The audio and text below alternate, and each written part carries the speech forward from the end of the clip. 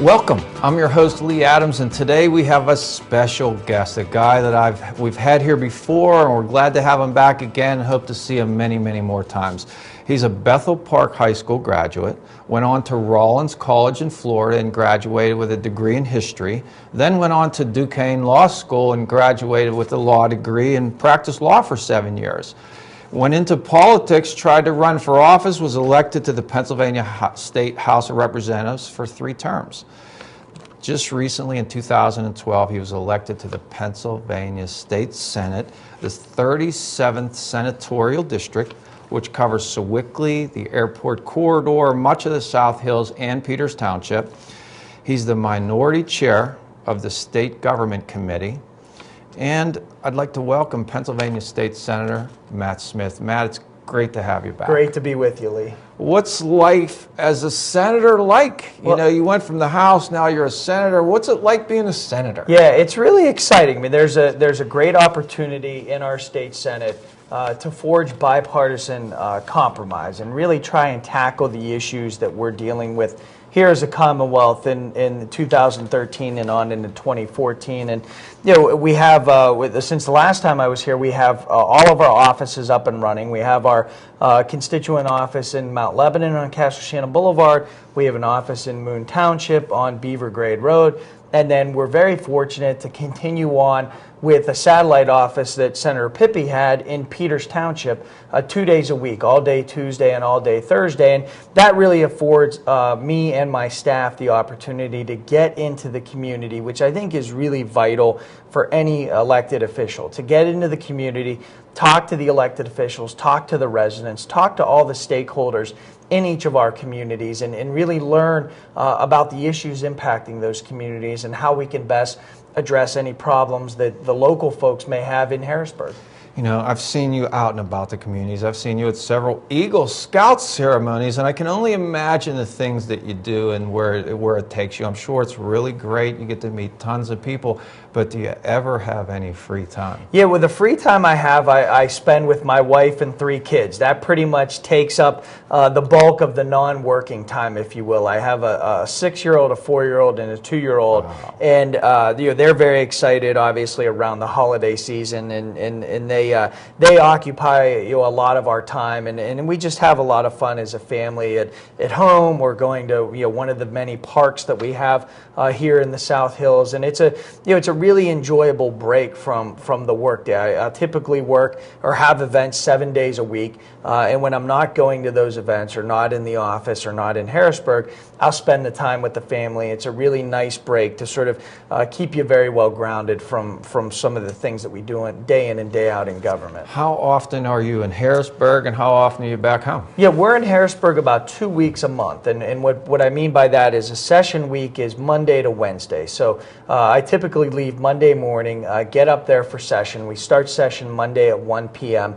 And then have session again Tuesday and Wednesday, and then I typically return home Wednesday afternoon or Wednesday evening whenever we're done with session that particular day. So we're usually up there about 2 weeks a month and try to be very efficient with the operation in the state Senate and using the time up there in the most effective manner. So your kids probably aren't at the age yet to ask you what's going on in Harrisburg, Dad. Yeah, they just know I'm gone. That's pretty much it. They always say, Daddy's going to work or Daddy's going away, and they don't know. Our 6-year-old is starting to figure out and starting to learn about government and ask questions, and you know, she's very happens to be very interested in some of the things I was interested in as a kid. I was a history major in college, so I've always been interested in U.S. history and government and politics, and she's got her, I think she's up to the 7th president memorized, and so she runs through the opening list, and she knows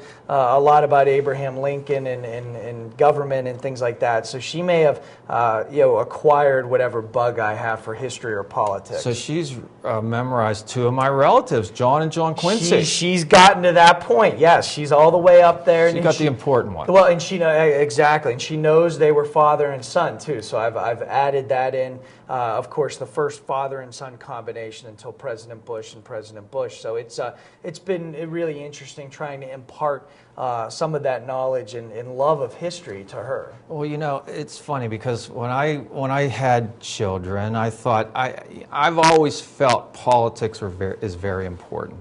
And the reason is because you're making the laws that we have to live and abide by. So I know some people get tired of it and they get sick of it and they don't want to hear the attack ads and this and that. I understand that, and I think we all understand that. But it's so important, the work that you do in Harrisburg and in Washington, D.C. So I've always known that inside. So what I used to do when I had young kids is when I went to vote, I used to bring them in the booth with me, and I would pick who I was going to vote for, and I'd let them pull the lever, because I just wanted them to understand that this is an important thing that we're doing, and there's a lot of people in this world that would give a whole lot just to have this freedom to do that. Mm-hmm. Are you with me on that? Yeah, we do the same thing. Ever since our oldest daughter was born, I've brought her in, and then the other two children we bring in every single year, primary election and the general election, because I've always felt that that day is a very special day,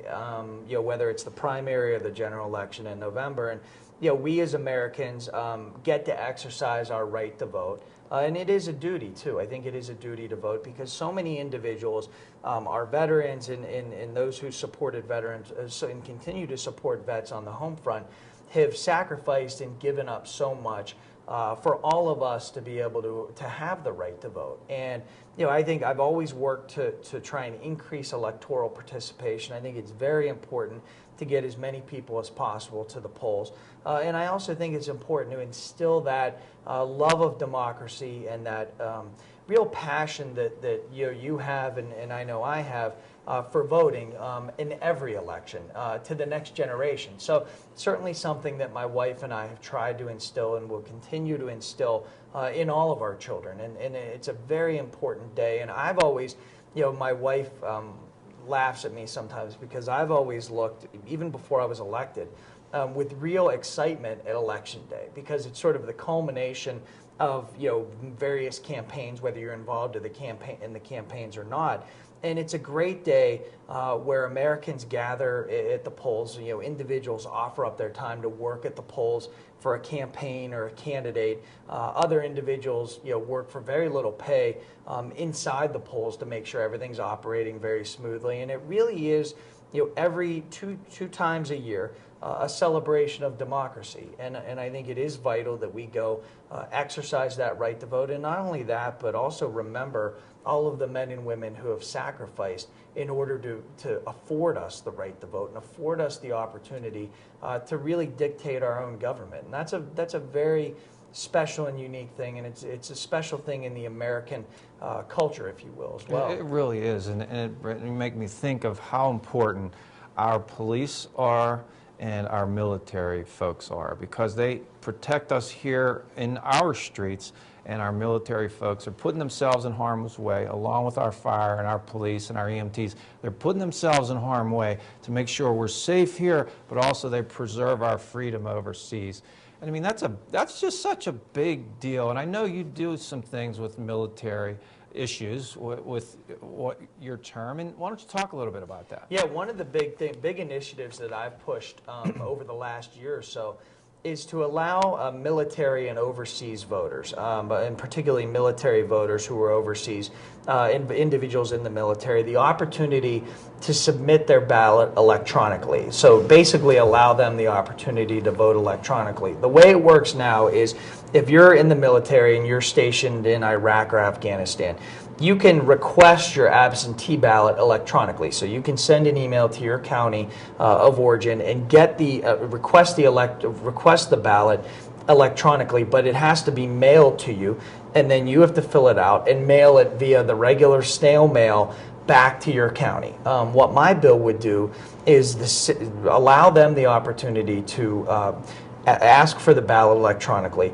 but then also fill out the ballot wherever they're stationed and then submit it back to their county electronically. And one of the things that we learned was that overseas absentee ballots are returned, so actually submitted and voted in an election, they're returned at a much lower rate than domestic absentee ballots. And I think the reason is because it's so difficult. Anyone who's been stationed overseas in the military knows how difficult and unreliable the mail is because there are other things going on, obviously, over there. And so the mail may not get there on time. It may not be returned on time. So I feel like a very common sense and responsible measure is to allow those military voters, those individuals who are literally day in and day out and hour by hour protecting our right to vote, let's give them the opportunity to vote in the most efficient, the easiest, the most effective way possible. We believe that that most effective way is to allow them to return that absentee ballot in an electronic fashion. And it gives the military folks, the men and women who are defending our freedom, just a little bit more peace of mind that we're doing everything we can here domestically to make their lives a little bit easier. And to me, it's a common sense measure, and we've been able to generate significant bipartisan support for it. It came out of the Senate State Government Committee, of which I'm the minority chair, about 6 months ago, and it's on the Senate floor right now, and we're working with the Senate Majority Leader, Senator Pileggi, who's been a really good ally to have in this effort. We're working with him to try and schedule a Senate vote, and hopefully we'll be able to do that in the near future because, again, it's something in my mind that's common sense, and we need to do everything we can that's humanly possible to support our men and women in the military.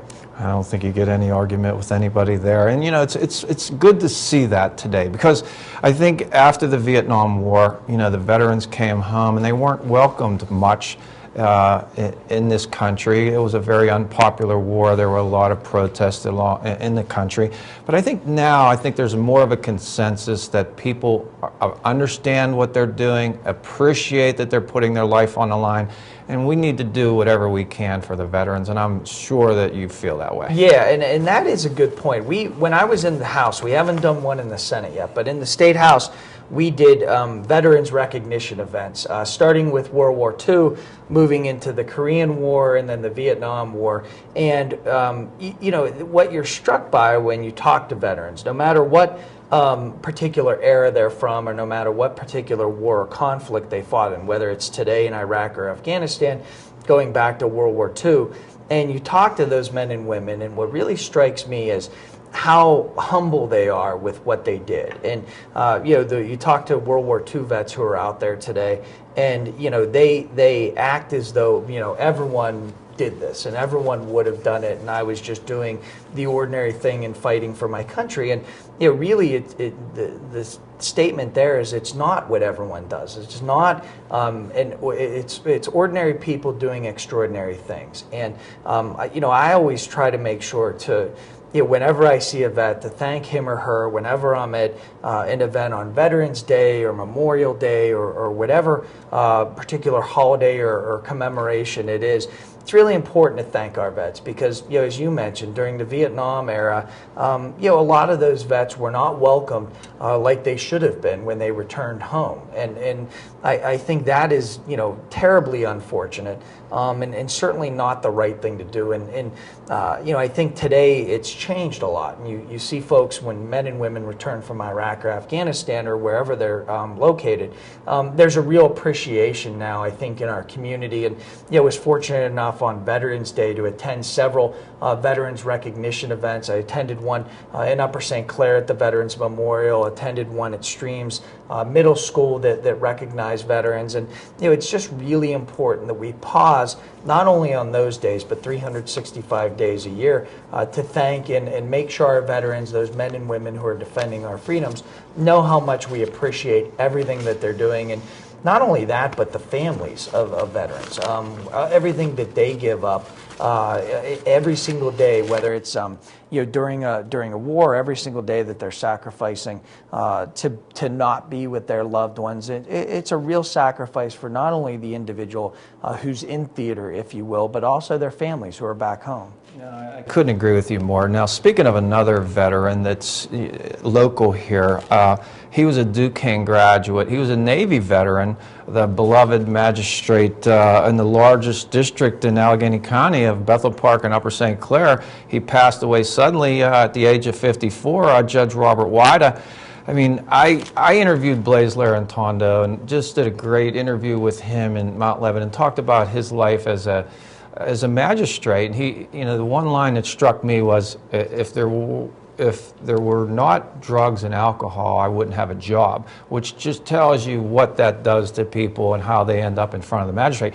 But he talked to me about how wonderful a person Judge Wida was and that I should go interview him. And I had it on my list. I was going to go interview him, and then I find out he suddenly passes away. I know you're doing some things or have done some things with him. Yeah. Talk about him. Yeah, Judge Wida was a really great man. I knew him well. As you know, I grew up in Bethel Park. Judge Wida grew up in Bethel Park and lived in Bethel Park. And it was just a fantastic guy. I actually had the chance to be with him at a young individual's graduation party about a week before he passed away. And his passing caught us all by surprise. And the thing that really struck me in the days and weeks and months that have passed since Judge Wida's passing is that no matter who you talk to, whether it's the police in Upper St. Clair and Bethel Park, whether it's the lawyers who appeared in front of them, the individuals who appeared in front of them, the parents of the children who appeared in front of them, the one thing that really stands out that was uniform is, number one, everyone loved him. Everyone really liked and respected Judge Wida. And number two, everyone thought they got a fair deal when they went in front of Judge Wida. And the individuals who went before him, the kids with substance abuse issues, felt like they were getting a fair deal from him, and their parents felt like that Judge Wida was struck exactly the right balance between being too lenient and being too hard. And he wasn't a pushover at all, but he also wasn't someone who exercised the power of his bench in an indiscriminate way. It was always very thoughtful, it was always very caring, and it was always with 125% compassion for that young boy or girl who was before him. And that's the thing that really struck me as you talk to people at his wake, as you talk to people at his funeral mass. It was something that was really very moving for me in the days immediately following his passing. And I was very happy to join in a bipartisan way with Representative Marr and Representative Dan Miller in sponsoring a Senate resolution on my end and then a House resolution on their end, honoring the life and legacy of Judge Wida.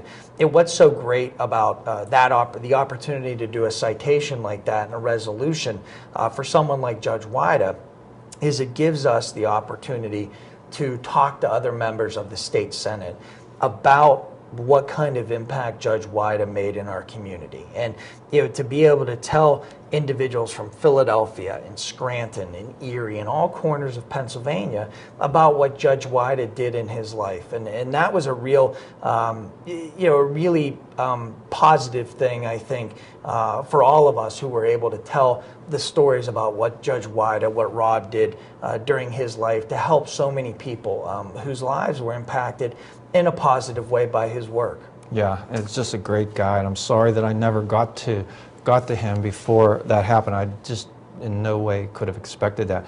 Now, it dawns on me, recently I was doing an interview with Rich Engler, who was the Caesar Engler Productions, and he was telling me about all his promotions, and he was starstruck by a time when he met Paul McCartney and Bob Dylan. Well, it seems to me like you've walked into the State House, now the State Senate. Have there been times when you think, wow, that you were struck with somebody that you met that really impacted you? And it doesn't even have to be a celebrity, just people that have made an impression on you, some things that come to your mind right away. Yeah, there's always colleagues make an impression on you. The two people who have always in the political sense, other than my family, been sort of my guiding, mentors, if you will, in a way, are number one, Greg Feit, who was the state rep in my old House district from 1990 to 96. He really instilled on me at a very early age, a very early time when I was running for office, that this really is a privilege to hold one of these spots. And you're not only representing yourself, you're representing all of the constituents in your district. And you are a reflection in many ways of your district. So carry yourself with that kind of respect and that kind of integrity when you're doing your work in Harrisburg. And that's the thing that Greg always instilled in me, and which was a very positive thing at a very early age as an elected official. And he also, always emphasized, and still emphasizes with me, working hard, going to all the events that you can possibly attend, going and talking to constituents in your community on a day in and day out basis, whether it's at the Giant Eagle, whether it's at the South Hills Village, whether it's knocking on their doors when you're not running for office. All of those things help inform you as an elected official. And the other person that may surprise you a little bit, who's always been sort of a really great friend and political mentor, is Judge Mike Fisher, who represented the state Senate district that I hold now for 25 or so years in the 80s and 90s. And Mike was, from a very early age in my life, my dad and Mike actually went to South Hills Catholic together. So they know each other, South Catholic, very well. Went to South Catholic together, so they know each other very well. And when I was growing up, I got to know Mike and his family, Mike and Carol. And, through my law career, as I was practicing, going to law school and then practicing, Judge Fisher was always sort of there to provide advice, has been a great friend for a very long time. And, he, particularly as I moved over to the state Senate and took a spot that he held at one time, has been a real great friend in terms of, advice and general thoughts on what the state Senate is like. And, he's been a real political mentor in a lot of ways for me. Well, it's interesting because both of your mentors, Greg Feit and Mike Fisher, they were both guests on our show back when we were in the Industrial Boulevard studio in Bethel Park when Mike was running for governor and Greg was he was a legislator at the time. So really, I understand what you're saying. They were two wonderful human beings. My daughter got to meet Mike, and we're driving home, and we're hearing him on KDKA, and she's like, "Dad, you were just with him." I said, "Yeah, well, he's a busy guy, and he's running for office, and he's got to talk to everybody, honey." But anyway, two really wonderful guys. And so, are you happy thus far with where you're at? Yeah, I'm very happy. I mean, again, I view it as a genuine privilege to be able to hold one of these positions. And moving over from the State House to the State Senate and holding the position of State Senator now is an enormous responsibility, and it's an enormous privilege to be able to go to Harrisburg when we're out there and work for the residents of the 37th Senate District. And, even more so to some extent when I'm back home and working on issues locally, being able to go to various community meetings and make an impact on behalf of residents in Upper St. Clair, in Bethel Park, in Mount Lebanon, in Peters Township, and take their concerns to the various meetings locally and also address their concerns in Harrisburg. It's been a real great opportunity. I've learned a lot that I didn't know before since I've been in the state Senate. Certainly new areas that I didn't have the chance to represent in the State House, like Upper St. Clair and Peters Township. I now represent in the state Senate, and it's been great to get to know all of the elected officials, all of the borough and township personnel in the various communities. And I obviously, growing up in Bethel Park, knew Upper St. Clair very well. I played basketball at the municipal courts, played basketball at Wiltshire, my whole life, literally. And it's been great to, represent Upper St. Clair as a state senator and really learn even more about the community than I knew before I was elected to the state Senate. So what do you do as the minority chair of the state government committee? What do you get into? Yeah, we work a lot with the majority chair, whose name is Lloyd Smucker. That committee... the Jelly? Yeah, no relation to the Jelly. No, he's from Lancaster. Yeah, PA, and at least I don't think he's related. I could probably ask him though. I should ask him. Maybe he'll bring some jelly to the next committee meeting. But he's a really good guy. Has the interest of his district in his mind, and he's been really great to work with on a number of issues. And what the state government committee has jurisdiction over is exactly what it says: the Department of State here in Pennsylvania. And the Department of State in Pennsylvania has jurisdiction over campaign finance laws, electoral laws, so anything in the election process. It has, as I said, the military and overseas electronic ballot. Our committee has jurisdiction over how ballots are cast and things like that. It has jurisdiction over all the lobbying laws in Pennsylvania. So there's some really, very weighty laws and issues that come before the state government committee, and it's been a real pleasure to serve as the minority chair of that committee. And it's been great to work with Senator Smucker because he's someone who really has an open door and doesn't just shut down the minority because we don't have as many votes as the majority. He's been very inclusive in hearing our thoughts, working with us on issues, and it's been a real pleasure to serve as the minority chairman of that committee. So I'm hearing that Pennsylvania, and I'm making this assumption, and you can correct me, that the atmosphere in the state government is not as contentious as Washington, D.C. Yes, I think that's a very accurate statement. I think what frustrates people about Washington is they see this constant gridlock and constant fighting between the Democrats and Republicans in Washington. And, they don't see the ball moving forward. They don't see consensus. They don't see compromise coming out of Washington at all. And I think that Harrisburg presents, as far as I can tell, a much brighter picture as it relates to bipartisan compromise. As I said, I work a lot with Senator Smucker, who's the Republican chair of the committee, on a whole host of issues, whether it's my military and overseas ballot issue, downsizing the legislature, which is another issue that comes before our committee. Both Senator Smucker and I are very full-throated supporters of cutting the size of the legislature, and that's a perfect example of an issue that Democrats and Republicans alike can work together on to try and make things better for Pennsylvanians. But how realistic is it to have representatives vote their job away? And that's the most common question I get, and this is an issue that I've been pushing since I was elected to the state house. And things are changing out there. And just a perfect example, just this week, the state house is going to vote on a bill to downsize the House and downsize the Senate, and they'll pass it out of the House. We were able last year to pass a bill out of the state house. I voted for it to cut the House and the Senate. Unfortunately, at that time, it died in the state Senate last year before I got there. This year, as I said, this week, the state house will pass a bill this week to cut the size of the House from 203 to 153 and cut the size of the Senate from 50 to 38.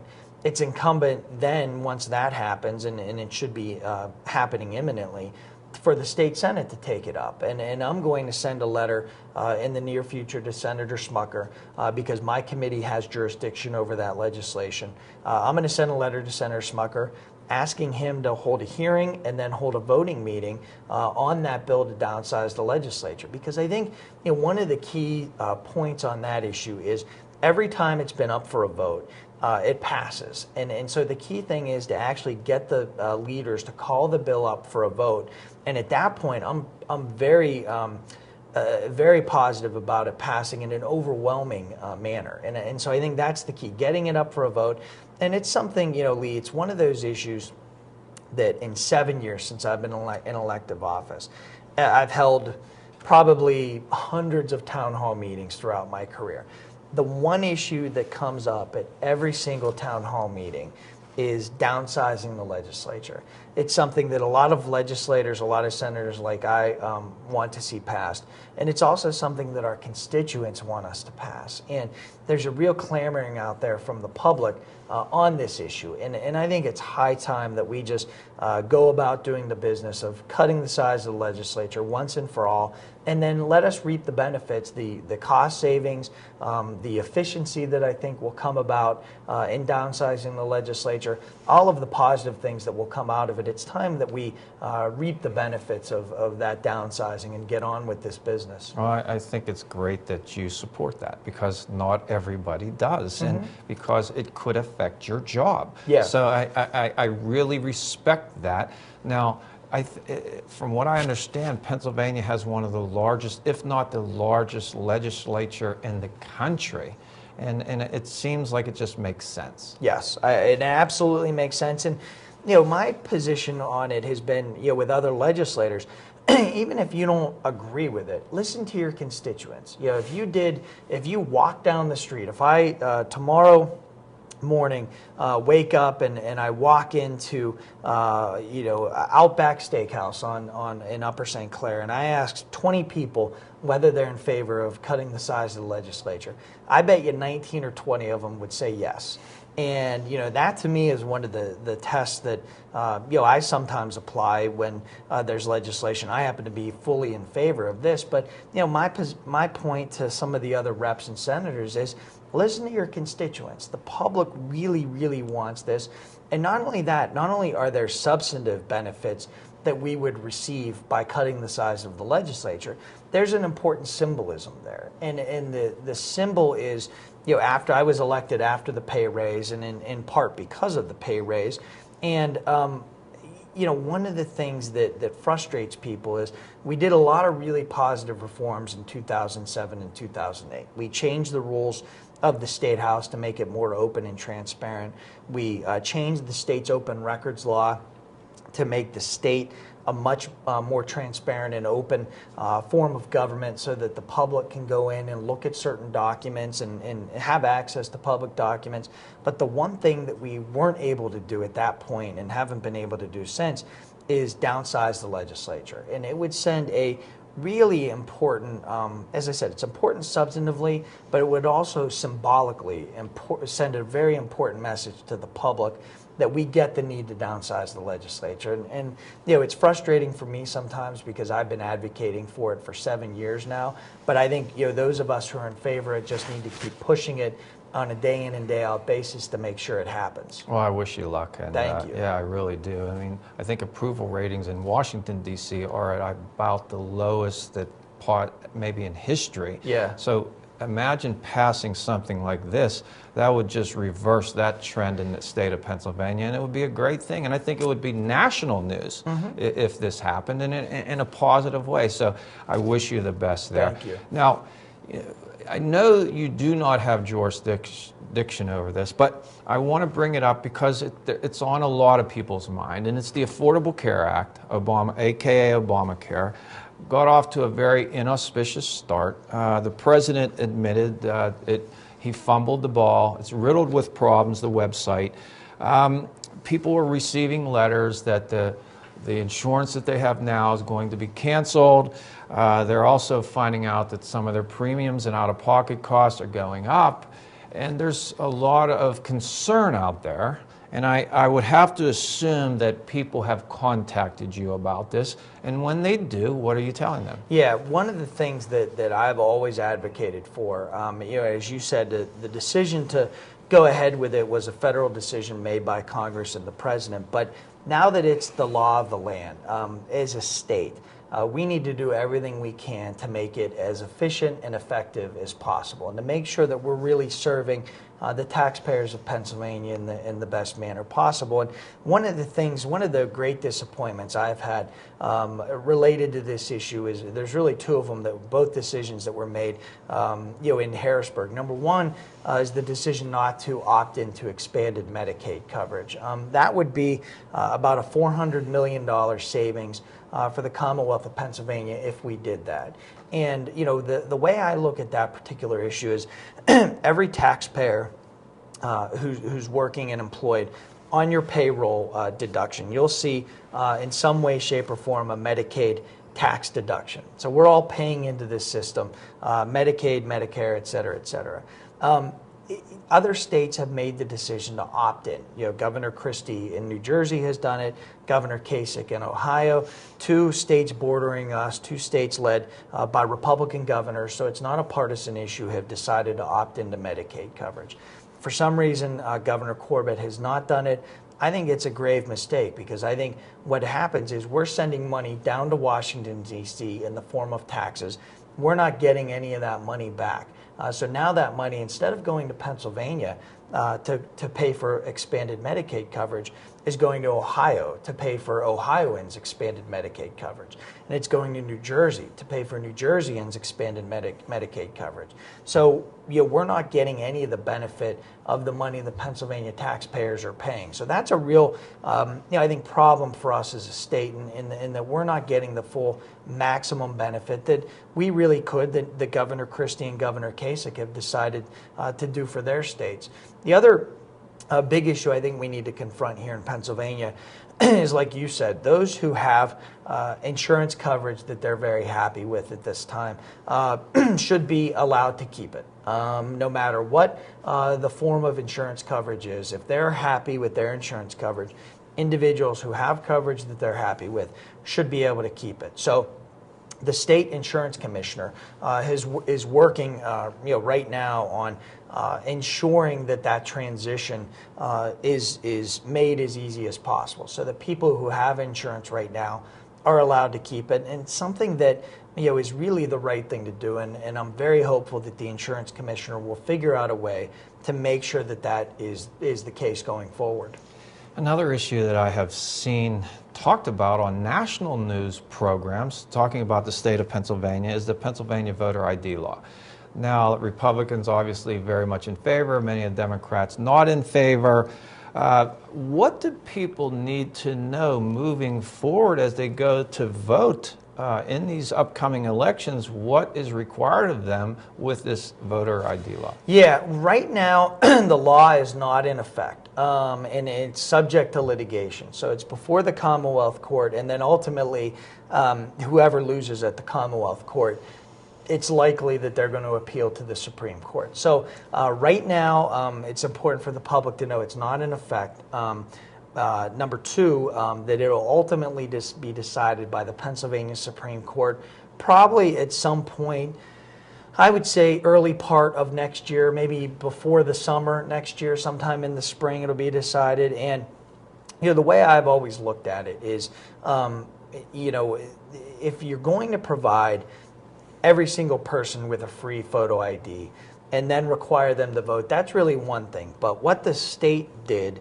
after passage of voter ID was make it very difficult to actually obtain a photo ID. So if you don't have a driver's license and you don't drive for whatever reason, you may not have a photo ID. The state didn't make it as easy as possible to obtain that photo ID.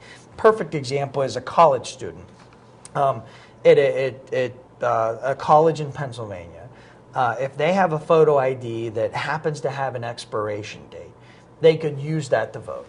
If you're a junior in college and you go to a school where the photo ID doesn't have an expiration date, for whatever reason that school doesn't put it on, that photo ID is not acceptable to vote. So those types of sort of arbitrary, I think inconsistent applications of the law are a real problem. The other problem I had was in November of this year, the Department of State spent about $1 million, over $1 million, on a voter ID law that I felt was, at the end of the day, not as clear as it could have been. And I think in this day and age, rather than spend money on a law that is not yet in effect, if the law is in effect, you have to communicate with people. Great. Let's make sure that we're communicating with people about the current state of the law. But I felt like $1 million expenditure, which is around what it was, as I said, a little over $1 million. At the same time that that the governor is cutting education, cutting environmental programs, really was not a good use of over $1 million in taxpayer funds. And I think during this time we need to be very cautious with how we're spending taxpayer funds, and did not feel that was a great use of taxpayer expenditures, and certainly hope that doesn't happen again. Education. When my children were younger, we got hit with several school strikes, and as a parent, it was very, very frustrating. It pushed the school year way, into the summer. There were just issues with all that. We were working, we were trying to figure out where to have our kids. I mean, it went on and on. We got hit with a couple right out of the gate when my kids were young. Lately, we don't see as many. I think it's because of some legislation that occurred between then and now.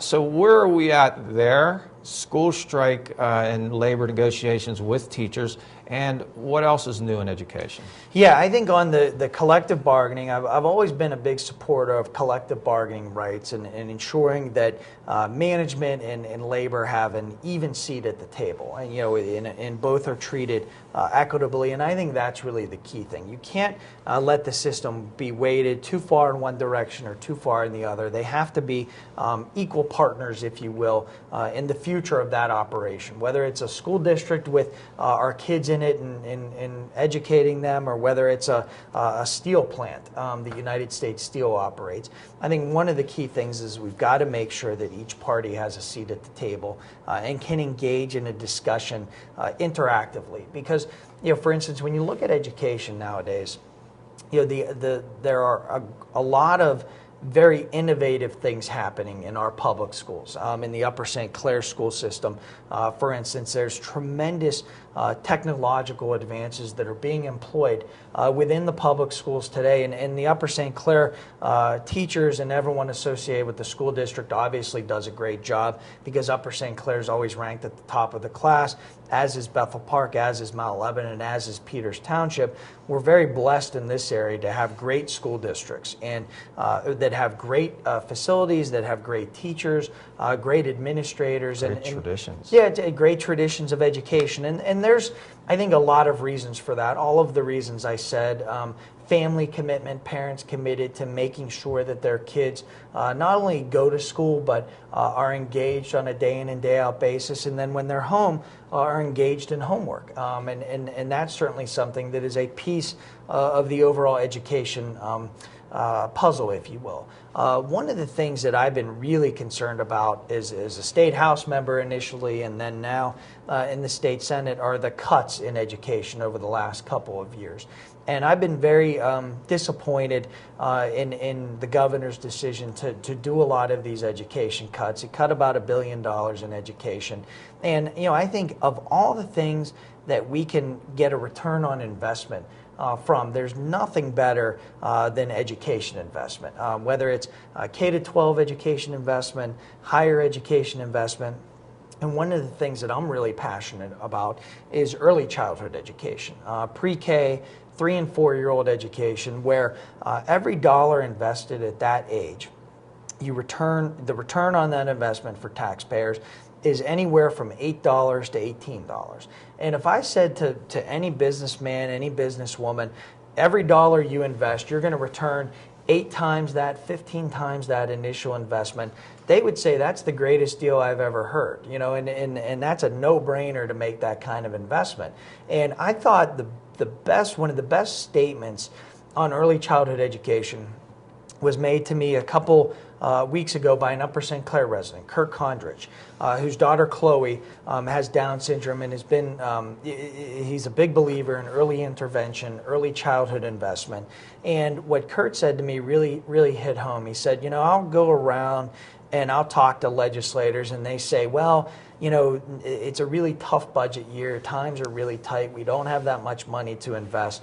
And Kurt's response is, you know what? This is exactly the kind of investment we should be making in tough times, because there's no better proven return on investment than early childhood education. And when we're looking at budgets that are shrinking and in difficult economic times, we've got to make sure that we're making very thoughtful investments. We can't spend money on everything. We can't spend money on even the things that we did 10 years ago. So it's even more important nowadays to make sure that we're putting every investment that we make through a really rigorous analysis. And there's no better return on investment than every dollar we spend educating a 3-year-old boy or girl or 4-year-old boy or girl, and giving those kids the building block and the foundation that they need to be successful in kindergarten up through 12th grade and then into college or postgraduate work, whatever they do. I don't think anybody can argue with that. However, someone has argued with it and someone has won that battle. And it is tough to balance this budget. You've got to take from a lot of places. And I get the difficulty in doing that, but I do hear what you're saying, and I think it provides a lot of merit. We talked about this the last time you were here. I want to just kind of go over it again a little bit. Organ donation. Mm-hmm. It's important to me for a lot of different reasons, but there's 121,000 people on the list. Now on Facebook, they have a donor registration button that you can hit, which has been a great thing for donor rates. Some countries in this world have this opt-out program, meaning you have to opt out not to be an organ donor. We in this country, you have to opt in. So you would think that because 20 plus countries have opt-out, that they would all just have a lot higher organ donor rates, but they don't actually. We're the fourth highest donor rate in the world, even though we have an opt-in, and I think it's because of education. Mm-hmm. Now, but we lead the world in actual transplants that are done. Now, interestingly, the gold standard for this is Spain. Spain has 35 donors per million. Croatia's second with 34, Portugal with 28, and the United States comes in fourth with 26 donors per million in an opt-in program. So that just shows you education works here. Israel does something interesting. They provide an incentive. Israel says that if you ever need a transplant, and you're given priority if you're a donor. Now, I realize that in this country, several states have proposed opt-out legislation to put in front of their assemblies. Nothing has passed. So it just does not seem that the will is there for that. But interestingly, the Donate Life National Donor Designation Report Card in 2011 ranked states, and they gave gold medals, silver medals, and bronze medals. Pennsylvania, fortunately, got a medal, but it was a bronze medal.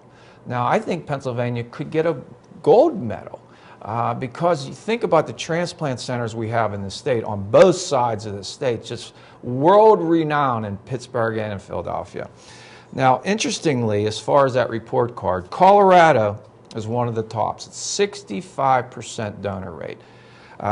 Then followed by Louisiana at 58, Utah 54, Washington and Wyoming are actually at 59.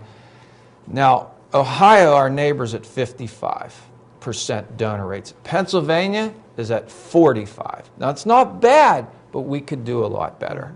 Now, I understand since we talked the last time, there has been some developments with organ donation and organ transplantation. Why don't you talk about that? Yeah, Senate Bill 850. I'm a co-sponsor.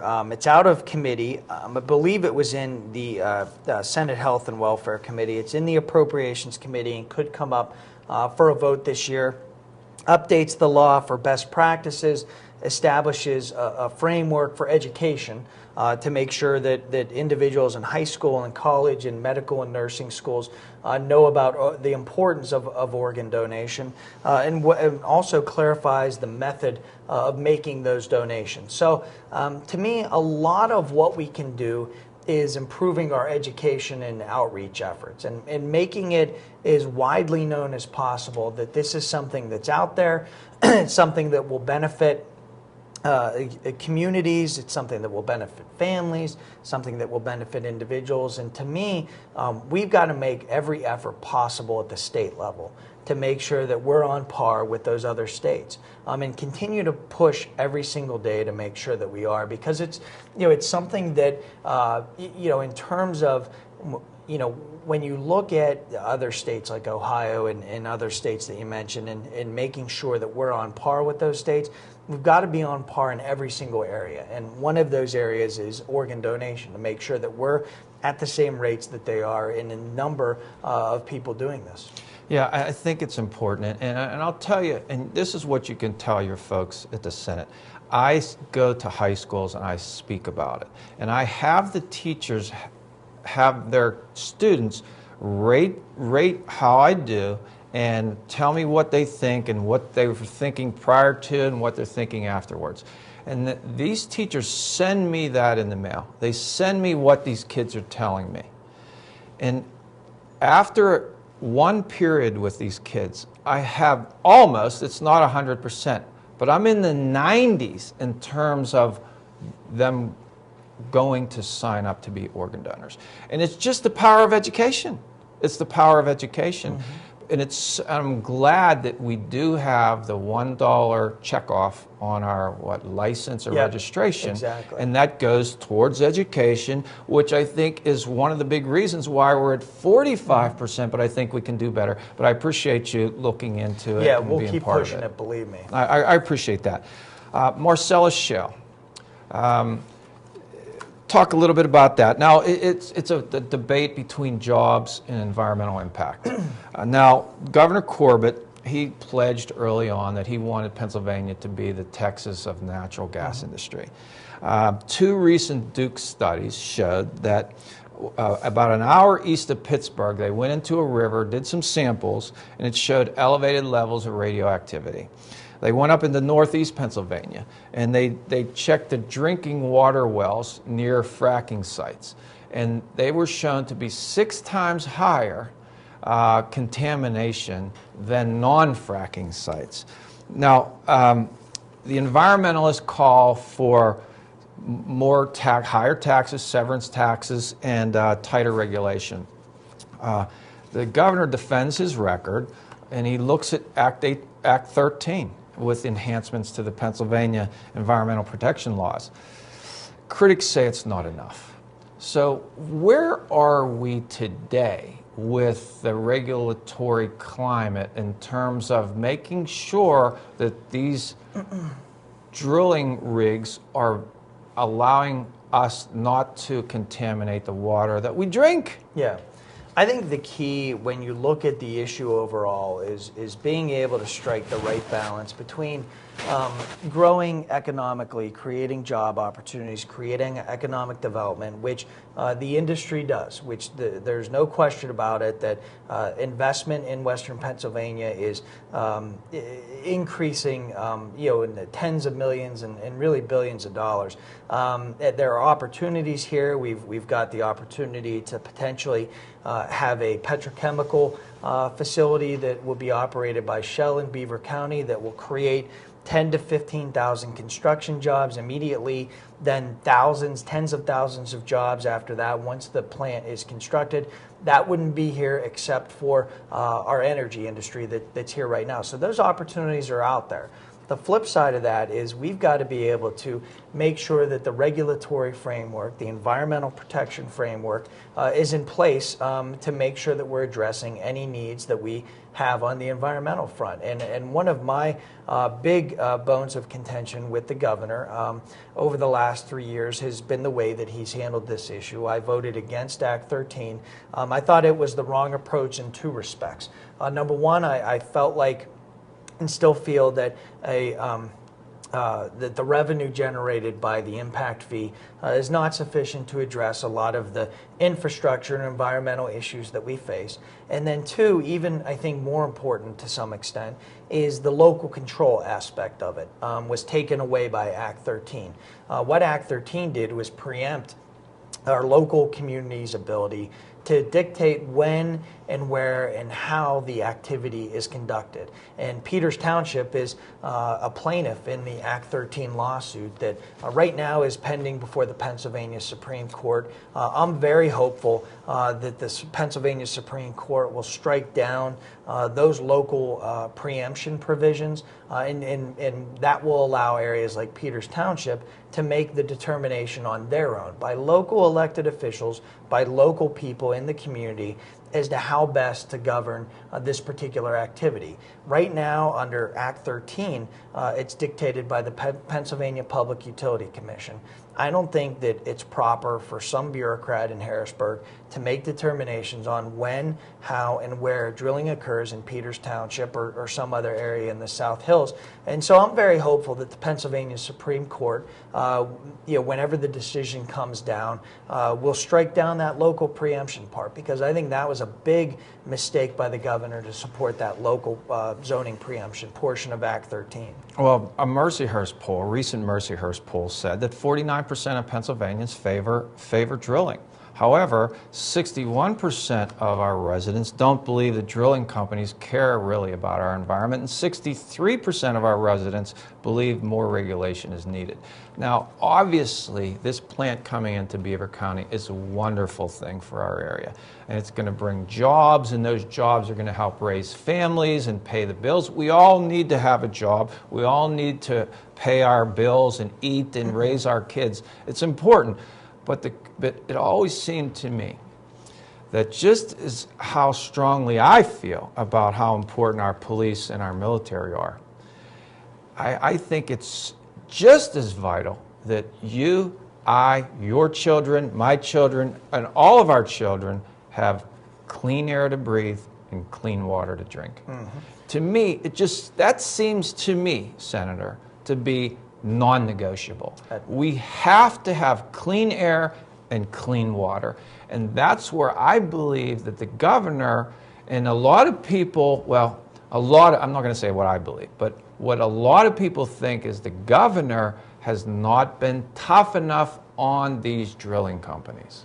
I think that's accurate. And again, going back to Act 13 on both issues, the lack of revenue as well as the local zoning issue, on both of those issues, I think the governor went way too far in the favor of not protecting the environment. And, there's a way, I think it's a false choice to say that you either need to do either or. You need to either have the energy activity, or if you want that, then you can't protect the environment. I actually think we can do both. I think we can have a robust, significant economic development, job creation, energy industry here in Western Pennsylvania, but at the same time ensure, like you said, that our air is safe, that our water is protected, that our communities are protected, and all of those things can still be present with a robust energy industry. And I think that's the balance that we have to strike. I don't think the governor has struck that balance, unfortunately. I think he's gone way too far in one direction. And hopefully, one of the big steps whenever the Supreme Court releases its opinion and decision on the Act 13 lawsuit, hopefully that will start the debate again, and we'll be able to go at this issue in a really thoughtful and reasonable way, and in a way I don't think the governor did, which is a thoughtful, reasonable, community-based approach. And hopefully once that decision comes out, we'll be able to restart a negotiation on how to do this the right way.